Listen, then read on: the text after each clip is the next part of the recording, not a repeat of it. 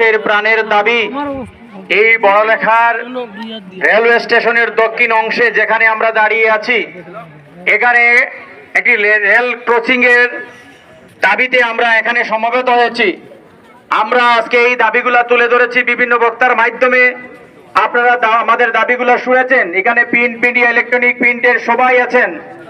আমরা সরকারের যথাযথ কর্তৃপক্ষের কাছে জোর দাবি জানাচ্ছি, আমাদের এই অঞ্চলে আপনারা বাস্তবতাকে উপলব্ধি করে এখানে আমাদের দাবিকে বাস্তবায়ন করে এলাকাবাসীকে সচ্ছলভাবে চলার সুযোগ করে দিন।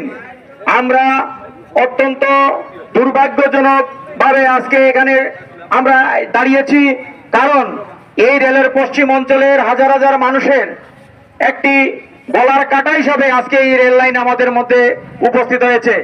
আমরা আশা করব আজকের এই মানববন্ধনের মাধ্যমে সরকারের যথাযথ কর্তৃপক্ষ প্রয়োজনীয় পদক্ষেপ গ্রহণ করবে এবং যদি আমাদের দাবি বাস্তবায়ন না হয়, পরবর্তী বৃহত্তর এলাকাবাসীকে সাথে নিয়ে আমরা পরবর্তী আন্দোলনের প্রয়োজনীয় পদক্ষেপ গ্রহণ করব।